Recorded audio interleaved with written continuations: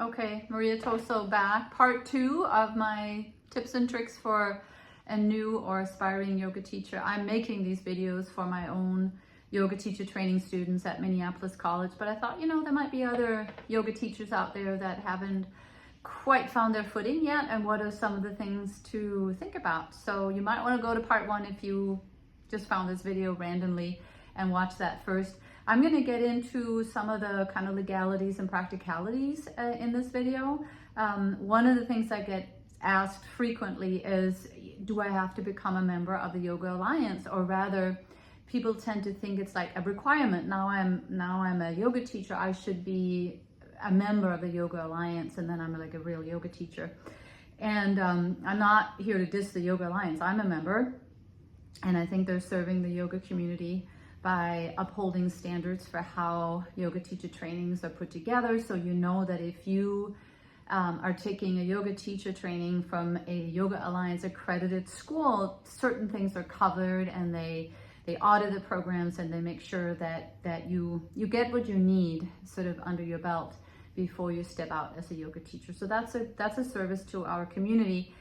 And at the same time, if you are a new teacher and you don't have any plans to become a yoga teacher trainer just yet, or maybe ever, and you're just going to teach a few classes, you might not want to spend the money on a registration, because that's really all it is. It's you become a RYT yoga teacher, which simply means I'm a registered yoga teacher, and it doesn't make you more of a yoga teacher or a more legitimate yoga teacher. So I would say you decide if that's something that you want. I did get a little card from them, a little membership card, and in all my years of teaching, once did someone ask to see that, and I don't know where they got that idea, because you could also just look up the name online. But that's what you will get from any accredited school, is a certificate that it's a Yoga Alliance accredited training program. And there are training programs out there that don't give you that because they're not affiliated with the Yoga Alliance, and that doesn't make them bad yoga teacher trainings either. So I hope that answers that question. And again, it's not in any way to diss the Yoga Alliance. I just don't think that you should graduate and think that I'm not really a teacher until I have that RYT behind my name, for example. And the other thing I get asked quite a bit is, do I need liability insurance? And that depends where and how you are planning to teach. So if you're teaching at, say, a fitness center, an established yoga studio where you become like an employee or contractor for this yoga center, they will typically have liability insurance that covers anybody who comes to teach. So that's something for you to ask when you get a job. If you're planning to teach kind of your own thing, say you, sometimes even when you rent space, you'll be covered because the space has insurance. But say you're teaching something out of your home or in a park or some place where you're the one and only person that is liable for what's happening in that class, you might want to get some liability insurance. And I know you can get it through, at the time when I was first shopping around, you could get it through the Yoga Journal. I think maybe Yoga Alliance also has some connections there. The one I ended up with is called Lockton, Lockton, Lockton, and I think it's for fitness teachers, and yoga teachers fall under their umbrella, and it was just a little cheaper, so that's why I got that. So that's gonna depend on where and how you teach, whether you will need that. The other thing that you might want to consider is, yes, I'll teach studio classes for a period of time to get my feet wet. I mean, just teach as much as you can. I said this in part 1 as well, that the biggest favor you can do for yourself is to just get a routine, and so that part of teaching, maybe the standing in front of a group, holding space, beginning and ending a class, like that kind of container for the class, becomes easier and easier to create the more you do it.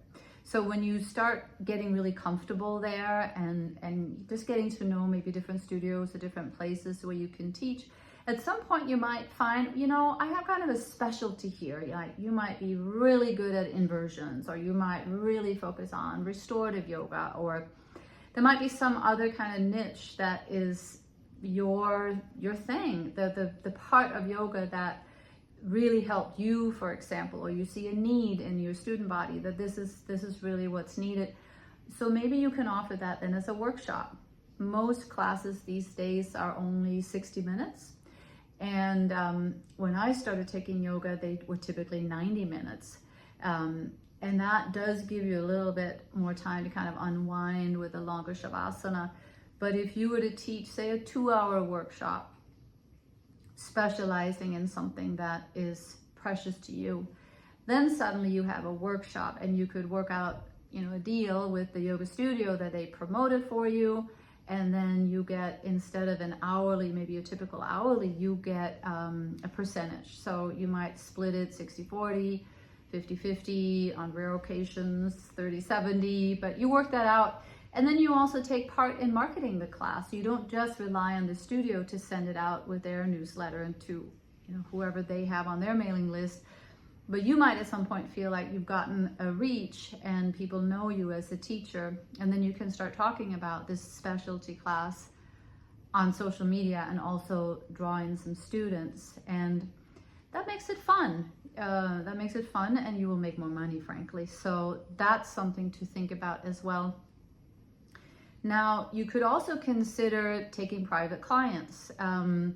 And that's, some people have a real knack for the one-on-one, and some people really enjoy very big groups or medium-sized groups. I think it takes a little while as you start to teach to kind of get to know yourself. Like, where's my little genius? Like, where does my genius arise within me? Is it when I'm one-on-one, a certain size group, you know? And if you're, like, I love having 12 students in my class. I've had bigger classes and smaller classes, but that's just a nice number. So often I will cap my classes at 12. So that's kind of, you know, I'm doing that for me because that's like kind of my magic number. But you might be somebody who likes really large classes and really make an effort to fill a room, and that energizes you.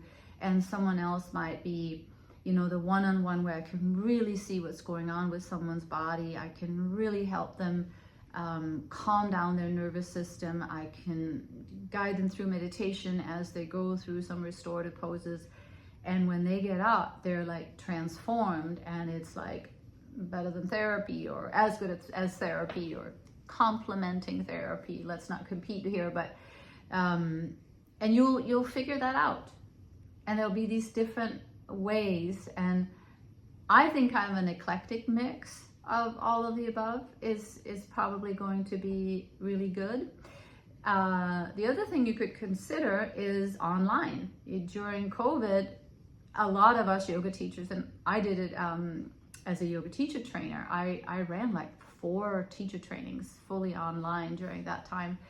And so all the equipment that you need, like I have this ring light sitting here, and I got the special camera, and all of that stuff has gotten way cheaper, and we've gotten way more practiced at using that, and we've gotten more comfortable in front of a camera.